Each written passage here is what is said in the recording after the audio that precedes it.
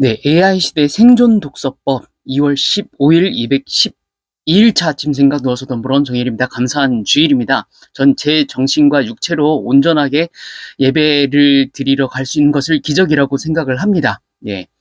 연휴긴 해서 지금 잠이 덜 깼는데요. 오는 토요일에 강남 대형 카페에서 AI 시대 생존 독서법 이야기를 합니다. 이게 혼자서 독서하는 거랑 독서 전문가랑 얘기를 직접 대화를 나누는 거랑 정말 많이 차이가 나니까 네, 오시는 거를 추천드립니다. 머스크도 지금 AI 변화에 대해서 일론 머스크도 네, AI 변화 속도에 대해서 지금 너무 많이 놀란다고 말을 해요. 옳지만 이런 사람들도 시장 선점하려고 이런 아저씨 형아들끼리 지금 생존 전쟁을 하잖아요. 얼마 전 한국 기사회에서 올해 말에 네, 그 회사에 로봇 투입 예정이라고 기사 있어서 또 놀랐습니다. AI 시대에 생존하려면 어떻게 해야 될까요? 결론부터 말해서 인간이 돼야 됩니다. 근데 로봇은 인간을 흉내내지만 인간은 아니죠.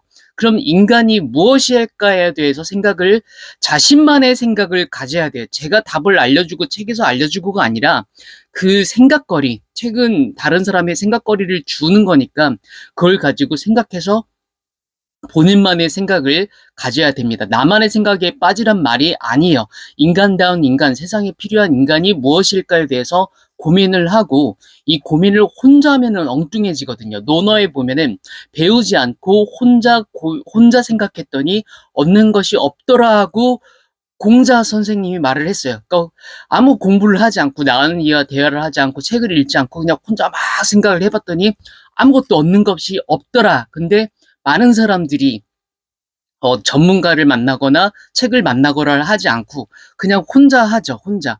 그게 생각이 없다는 거예요. 이거를 인지도 못하고 있는 상태입니다. 그래서 현명한 생각 소재를 가지고 생각을 해야 되는데 전문가를 만나기가 힘드니까 책을 일단 보는 거죠. 근데 책만 봐서는 또 책에 빠지기 때문에 전문가를 만나야 됩니다. 그래서 이런 인간다운 인간에서 고민을 하다 보면은 결국 이 부분에서 고민을 많이 한 명심보감 논어 같은 책을 읽게 돼요. 이거를 또 주입식으로 접했으니까 한자 생각만 하고 뭐 하기 쉽지 이런 소리만 하고 있는데 생각하려고 읽으면은 착한 사람이 무엇일까에 대해서 생각을 할 수가 있어요. 물론 또 이걸 가지고 읽는 사람이 어떻게 읽느냐에 따라서 무엇을 얻어갈지는 다르지만은 지금 말씀드린 내용에 대해서 치열하게 고민하기 위해서 직접 와보시는 것을 권하겠습니다. 오늘은 우리 남은 인생 중 가장 젊은 날이니까 책 100페이지 이상 읽고 댓글에 남겨둘 테니까 토요일에 만나요. 안녕.